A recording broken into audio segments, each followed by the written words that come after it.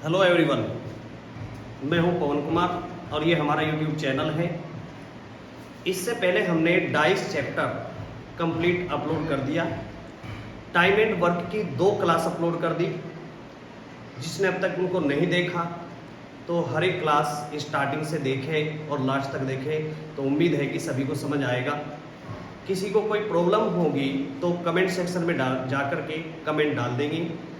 किसी भी क्वेश्चन में कोई प्रॉब्लम है तो उसे हम दोबारा से रिपीट करने की कोशिश करेंगे, अच्छे से समझाने की कोशिश करेंगे। और जैसा आपको बताया गया था कि कल हमारा नया ऑफलाइन बैच स्टार्ट होगा सुबह 8 बजे से 9:30 बजे तक।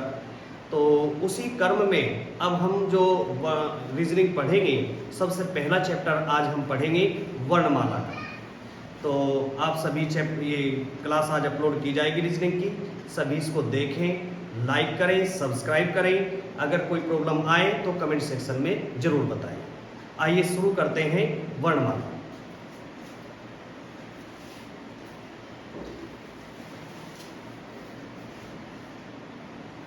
वर्णमाला में ये सभी को पता है कि टोटल 26 लेटर होते हैं, 26 लेटर,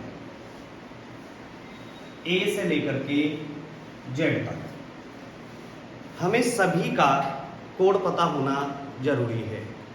कुछ लेटर ऐसे हैं जिनके कोड उसी में छिपे हुए हैं, उनको हम बड़ी इजीली याद रख सकते हैं। जैसे हमने यहां से लिखा जी। जी में ये शेप बनी नीचे 7 की, इसका मतलब जी का कोड 7 हो गया।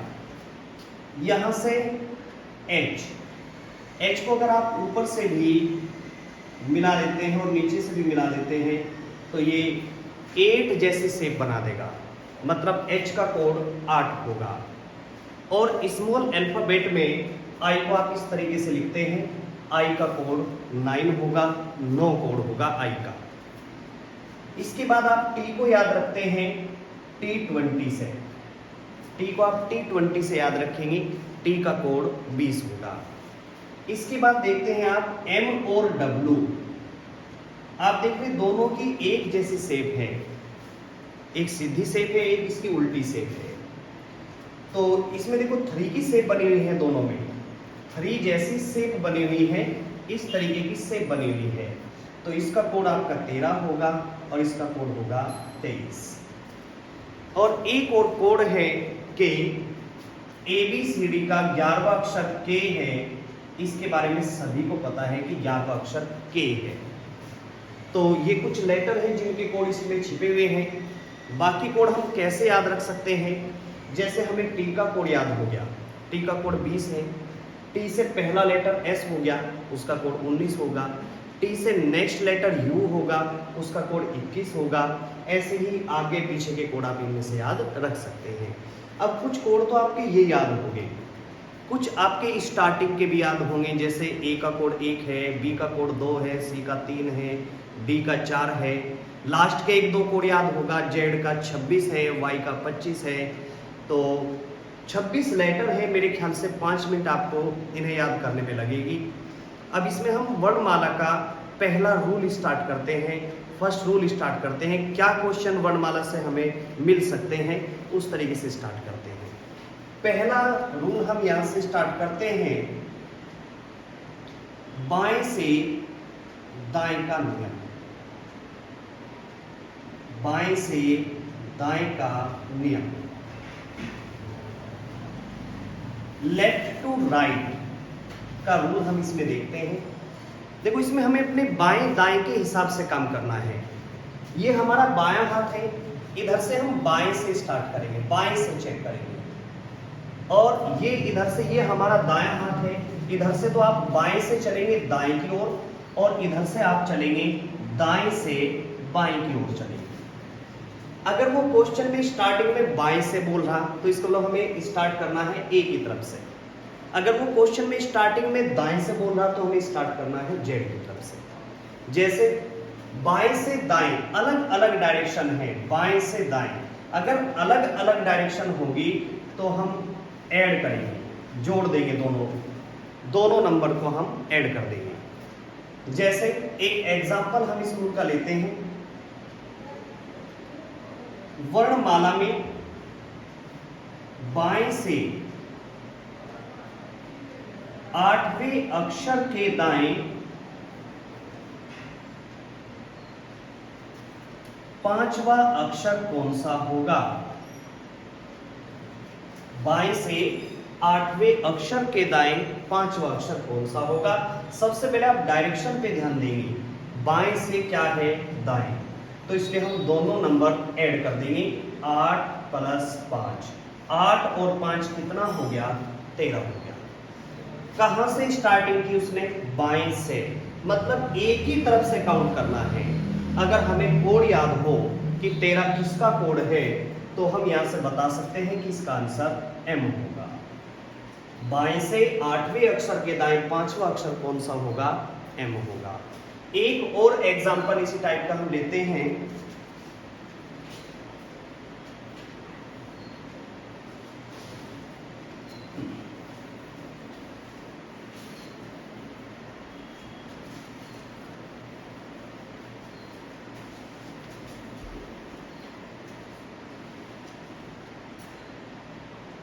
बाएं से 11वें अक्षर के दाएं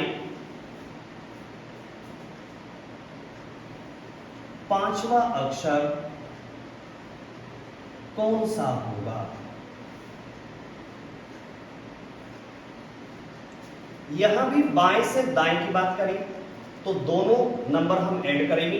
11 + 5 कितना हो गया, 16 हो गया। स्टार्टिंग में डायरेक्शन क्या है, बाएं से, मतलब एक ही तरफ से काउंट करना है। अगर एक ही तरफ से काउंट करना है तो हमें पता होना जरूरी है कि 16 कोड किसका है। 16 कोड किसका है, P का कोड 16 है, तो आंसर हमारा हो गया P। तो ये वर्णमाला का पहला रूल था, मेरे ख्याल से समझ में आ गया होगा। नंबर को ऐड करो और देखो कि वो किसका कोड है, वही हमारा आंसर होगा। दूसरा रूल हम इसी में देखते हैं, इसका वर्णमाला का बाएं से बाएं का नियम। बाएं से बाएं का नियम, सेम डायरेक्शन है, अगर सेम डायरेक्शन होगी तो रूल हमारा माइनस का होगा। अगर डायरेक्शन सेम है तो रूल कौन सा होगा, माइनस का रूल होगा। कैसे देखते हैं, वर्णमाला में बाएं से 12वें अक्षर के बाएं 5वां अक्षर कौन सा होगा। बाएं से 12वें अक्षर के बाएं 5वां अक्षर कौन सा होगा, सेम डायरेक्शन है, बाएं से बाएं है, तो नियम हमारा माइनस का होगा। 12 में से हम 5 माइनस कर देंगे, 12 में से 5 गए, बचे 7। हमें पता होना जरूरी है कि 7 किसका कोड है। 7 कोड किसका है, G का कोड है, तो आंसर हमारा G होगा। ये हमारे दो रूल हो गए वर्णमाला के, एक बाएं से दाएं का नियम और एक बाएं से बाएं का नियम। और ये रूल हमारे किस पे अप्लाई हो रहे हैं अभी, जब वर्णमाला हमारी सीधे क्रम में लिखी हुई है, A से Z लिखी हुई है। इसके बाद दो रूल और अभी करते हैं इस पे। तीसरा रूल हम देखते हैं,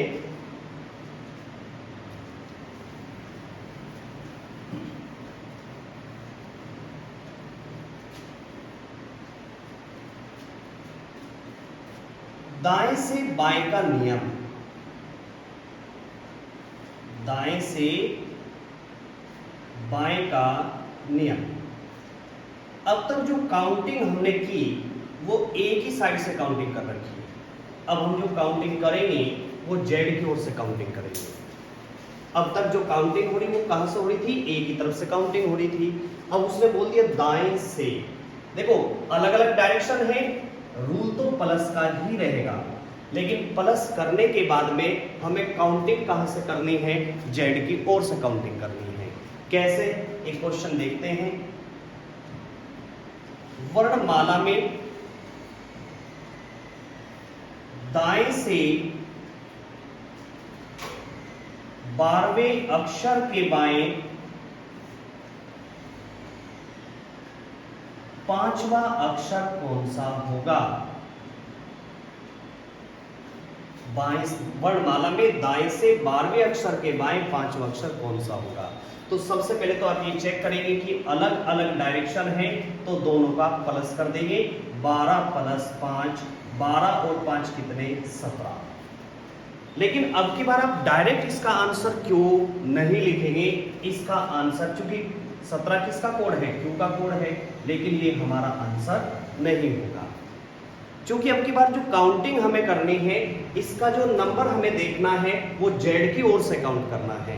अगर ये नंबर हमें A की ओर से काउंट करना होता तो हमारा आंसर Q होता। अब हमें ये जो काउंटिंग करनी है, जो 17 नंबर हमें चेक करना है, ये Z की ओर से काउंट करना है।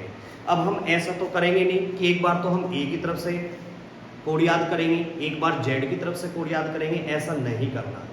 क्या करते हैं, हम ये चेक करते हैं कि जो नंबर हमारा Z की ओर से 17 नंबर पे है, वही अक्षर हमारा A की तरफ से कौन से नंबर पे होगा। उसके लिए हम क्या करेंगे, जो अक्षर हमारा Z की ओर से 17 नंबर पर है, वही अक्षर हमारा A की ओर से कौन से नंबर पे होगा। उसके लिए इस नंबर को हम 27 में से माइनस करेंगे। देखो टोटल अल्फाबेट हमारे पास में है कितनी? 26 है, लेकिन हमें माइनस कितने में से करना है? 27 में से। एक ज्यादा में से माइनस करना है। 27 में से कितना माइनस करते हैं? 17। और 27 में से 17 माइनस करके कितना बचा? 10 बचा।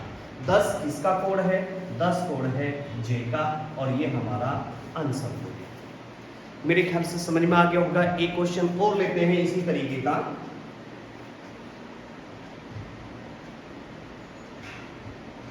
वर्णमाला में दाएं से 11वें अक्षर के बाएं 8वां अक्षर कौन सा होगा? 8वां अक्षर कौन सा होगा? फिर से चेक करते हैं कि डायरेक्शन हमारी अलग अलग है, तो इसलिए हम दोनों को ऐड करेंगे। 11 + 8, और 11 और 8 कितना हो गया? 19 हो गया। अब फिर से वही ध्यान रखना है, आप ये मत समझोगे कि भाई 19 आ गया, 19 कोड किसका है? S का है, और ये आंसर हो गया, जबकि ये हमारा क्या होगा? गलत होगा। S इसका आंसर नहीं होगा, क्योंकि ये जो काउंटिंग है, 19 नंबर जो काउंट हमें करने हैं, वो कहां से काउंट करने हैं? दाईं ओर से काउंट करने हैं, Z की ओर से काउंट करने हैं। और मैंने अभी समझाया कि अगर Z की ओर से काउंट करना है, हमें ये देखना है कि Z की ओर से 19वां नंबर कौन सा होगा, तो वही लेटर हमारा जो Z की ओर से 19वें नंबर पे है, वो A की तरफ से भी किसी न किसी नंबर पे होगा। उसके लिए कितने में से माइनस करेंगे?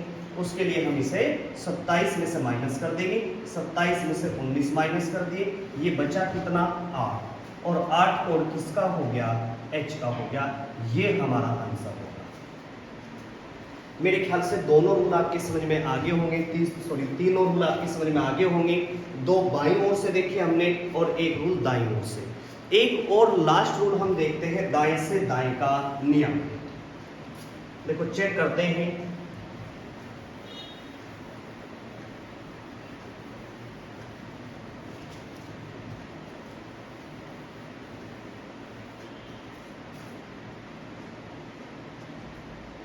दाएं से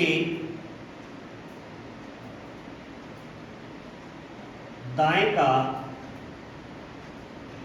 नियम। दाएं से दाएं का नियम, ये 4th रूल है हमारा, चौथा रूल है इसका, और ये लास्ट रूल है। फिर इसी डायरेक्शन के हिसाब से हम क्वेश्चन करते हुए चलेंगे। दाएं से दाएं सेम डायरेक्शन है, और सेम डायरेक्शन के लिए बताया था कि हमें क्या करना है? माइनस करना है। अलग अलग डायरेक्शन के लिए हमें जोड़ना है, और सेम डायरेक्शन के लिए हमें क्या करना है? माइनस करना है। आप इसे ऐसे भी समझ सकते हैं, जैसे रेलगाड़ी वाले चैप्टर में हम करते हैं कि अगर 2 रेलगाड़ियां अपोजिट डायरेक्शन में चलती हैं तो उनकी चाल हम जोड़ते हैं, और अगर रेलगाड़ी एक ही डायरेक्शन में चलती है तो उनकी चाल हम माइनस करते हैं। तो वही हमें यहाँ ध्यान रखना है, अगर सेम डायरेक्शन है तो माइनस करना है, अलग अलग डायरेक्शन है तो प्लस करना है। जैसे इसका भी एक क्वेश्चन लेते हैं। वर्णमाला में दाएं से 13वें अक्षर के दाएं, 13वें अक्षर के दाएं 5वां अक्षर कौन सा होगा? 5वां अक्षर कौन सा होगा? अब ये देखते हैं, देखो दाएं से दाएं है और दाएं से दाएं का रूल हमने क्या पढ़ा? माइनस का, सेम डायरेक्शन है इसलिए माइनस कर देंगे। 13 में से कितना माइनस करते हैं? 13 में से माइनस कर दिया 5 और 13 में से 5 माइनस करके कितना बचा? 8 बच गया। 13 में से कितना माइनस कर दिया? 5 माइनस कर दिया और बचा कितना? 8। अब ये 8 अक्षर, ये 8वां अक्षर हमें किस ओर से चेक करना है? जेड की ओर से चेक करना है। अगर ए की ओर से चेक करना होता तो इसका आंसर क्या होता? एच। लेकिन हमें ये चेक कहां से करना है? जेड की ओर से चेक करना है। इसके लिए इस 8 को हम कितने में से माइनस करेंगे? 27 में से माइनस कर देंगे और 27 में से 8 माइनस करके हमें मिला 19 और 19 कोड किसका होगा? एस का। तो ये हमारा आंसर होगा। तो ये 4 रूल थे हमारे जो बिल्कुल सीधी वर्णमाला के लिए हमने यूज करे। इसके बाद वो क्वेश्चन वो कैसे बना सकता है? अभी वर्णमाला सीधे क्रम में लिखी हुई है, अगर वो वर्णमाला का ऑर्डर चेंज करे, वर्णमाला को विपरीत क्रम में लिखे, तो उस टाइप से हम क्वेश्चन करके देखते हैं।